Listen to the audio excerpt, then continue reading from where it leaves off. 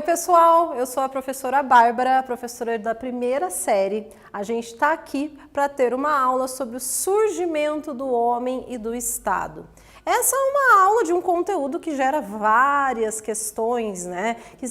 Que as pessoas na verdade vivem perguntando para onde o homem vai, o que é que ele já fez e de onde o homem veio. A gente vai falar então nessa aula um pouco como é que se desenvolveram esses primeiros grupos de homem.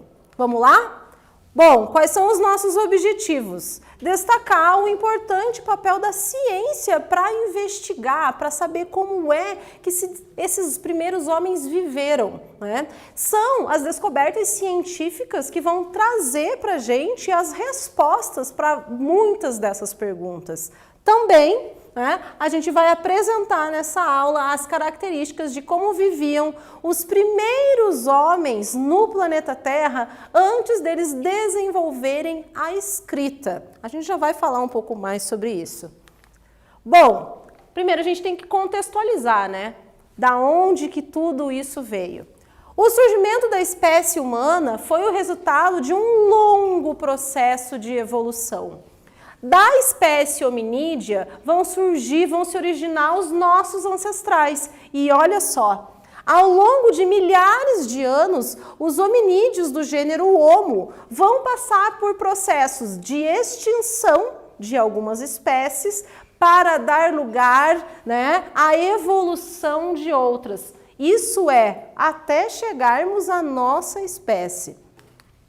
As espécies do gênero Homo vão acabar derivando da espécie de hominídeo Australopithecus. Nós vamos ter algumas espécies de homos que começam a se destacar. O Homo habilis, muito habilidoso, o Homo erectus. E do Homo erectus, que vai ser extinto, todas essas espécies vão ser extintas, nós vamos ter aí uma espécie que vai se destacar.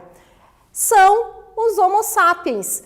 Os Homo sapiens vão ter várias espécies diferentes e uma delas vai acabar emigrando para várias partes do planeta Terra. Dessas várias partes do planeta Terra vão desenvolver modificar a natureza, organizar o seu espaço de uma maneira diferente. O nome dessa espécie que vai habitar o planeta Terra de uma maneira nunca vivida ao longo de milhões de anos atrás vai ser a espécie Homo sapiens sapiens, ou então o Homo sapiens moderno, ou de uma maneira mais prática para a gente, o homem, né?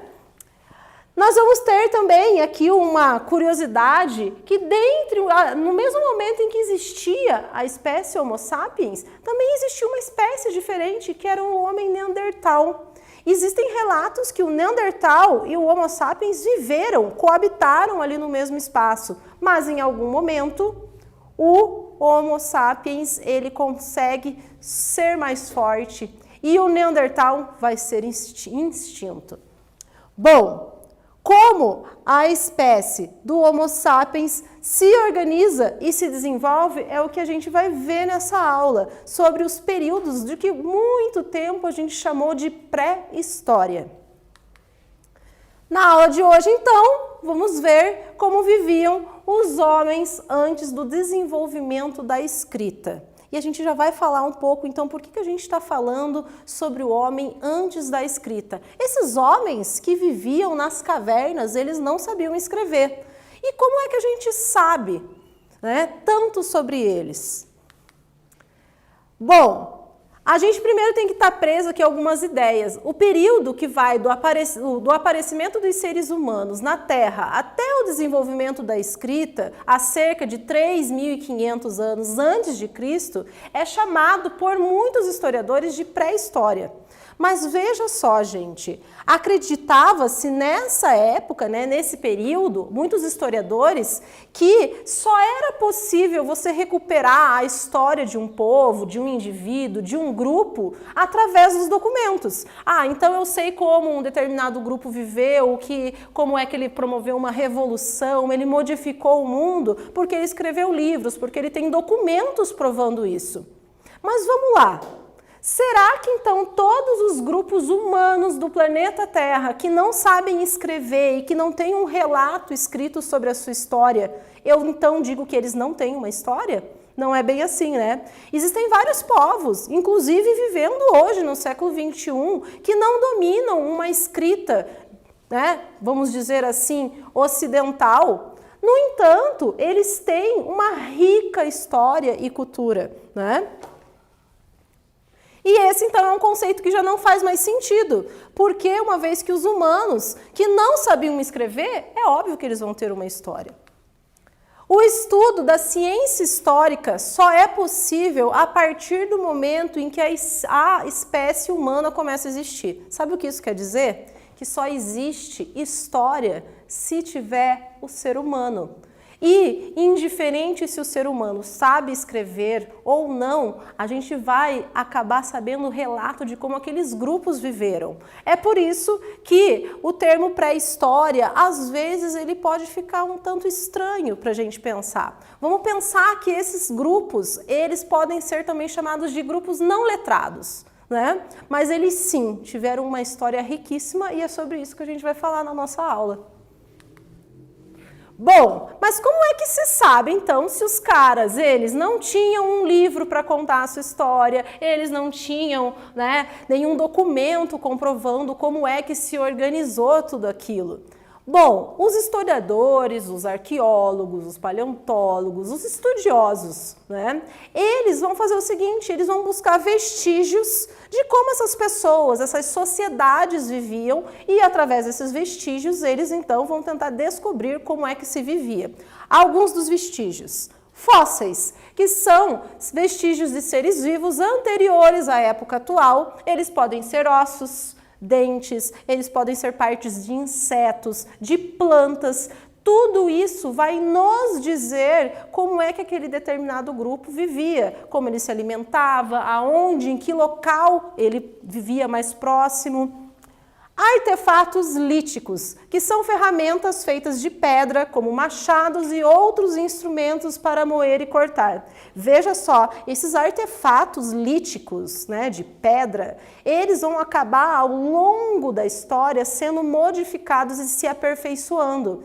E auxiliavam eles tanto para caça, como para eles se aquecerem, para eles se protegerem. Aqui a gente tem uma imagem, né, de pontas de flecha, né?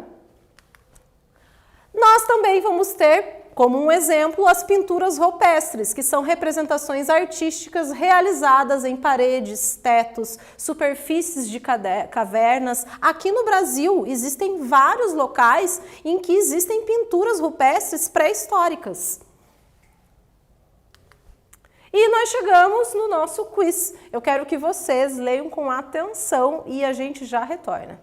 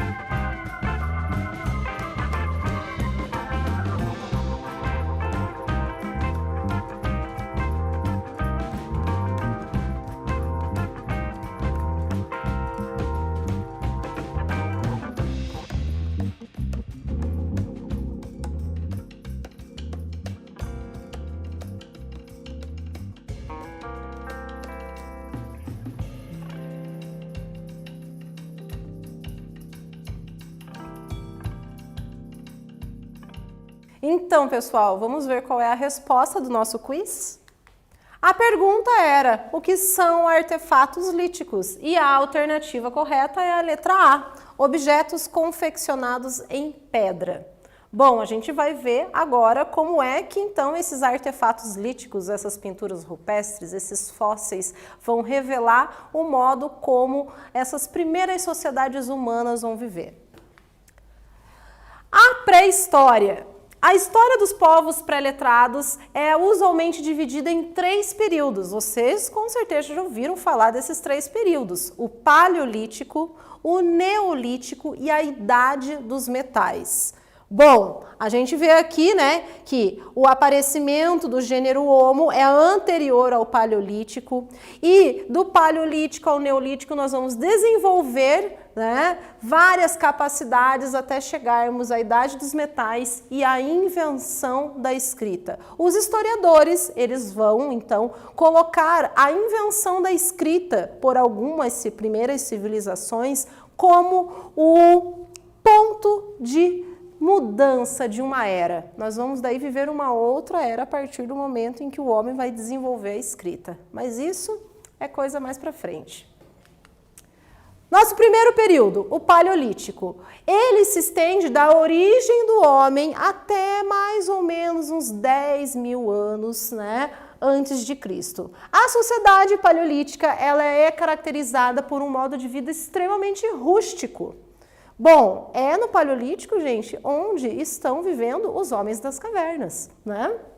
Eles buscavam, então, pela subsistência deles. Há cerca de 500.000 anos atrás, mais ou menos, esse homem do Paleolítico, ele vai acabar descobrindo o fogo. Existem várias hipóteses para a descoberta do fogo, mas é a partir do momento em que ele descobre o fogo que muitas coisas vão melhorar. Por quê? Esse homem do Paleolítico, ele vai conseguir se alimentar melhor, né, com uma carne que ele vai conseguir esquentar ela no fogo, ela vai conseguir espantar animais. Por quê? Porque o fogo, durante a noite, evita que alguns animais cheguem, né, aos redores de onde eles estavam dormindo.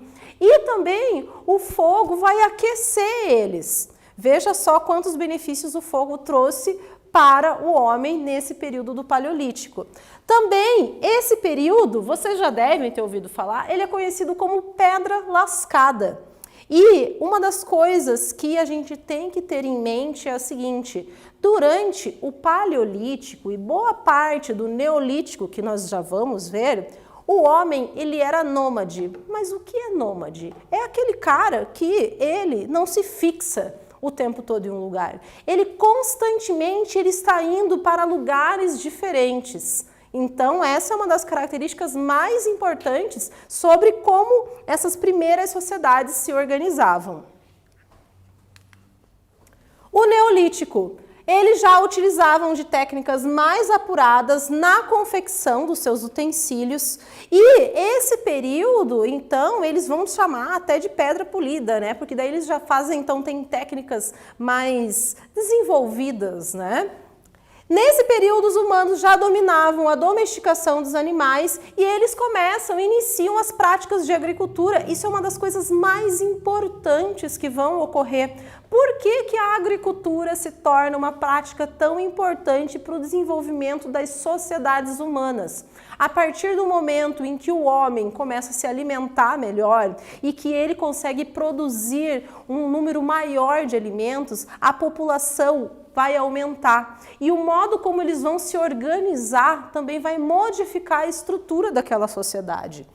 Vários grupos nômades passam a construir abrigos junto aos lagos e eles começam a praticar pesca e caça onde eles coletavam cereais. Então, aquele homem nômade que não se fixava em nenhum lugar, ele vai começar a falar assim: poxa, mas eu estou plantando aqui, eu estou criando animais, então eu vou construir uma casa aqui. Com o passar do tempo, esse mesmo cara, ele vai constituir uma família.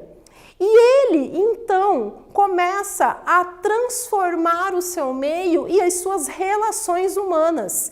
Esse homem, ele começa a deixar de ser nômade e passa a ser um homem sedentário. E isso é uma das grandes transformações da humanidade. O domínio da agricultura vai provocar uma grande transformação na vida dessas populações. Alguns historiadores, eles dizem que essa foi uma das revoluções, ou seja, uma das transformações mais importantes que já ocorreram no planeta Terra. Ele só fica ali páreo com a Revolução Industrial. Veja só, a revolução da agricultura desse período do Neolítico vai transformar tanto essas sociedades, porque é esse o momento em que essas sociedades começam então a criar as primeiras civilizações. O homem passa então a ser sedentário e se fixar em regiões específicas com as suas plantações e criações de animais. Nós chegamos na Idade dos Metais. Então, esse é um período onde vai ocorrer a descoberta de vários minérios, que vão acabar produzindo, o metal. A metalurgia começa a ser utilizada. Isso vai ser de uma grande utilidade, porque com a metalurgia, vários instrumentos, ferramentas para a agricultura se aprimoram. Logo, as plantações e o número de alimentos de colheita começam a ser maiores. Mais pessoas passam a se alimentar melhor. A população cresce mais ainda. Surgem então as primeiras civilizações que estão localizadas na região ali do Oriente Médio e com elas vai decorrer o surgimento então da escrita. Olha só, foi com o surgimento então da escrita que a gente vai ter uma nova era histórica surgindo, que é a Idade Antiga. Chegamos à nossa atividade. Eu quero que vocês leiam com atenção a nossa atividade e a gente já vai dar uma olhada e ver qual é a resposta correta.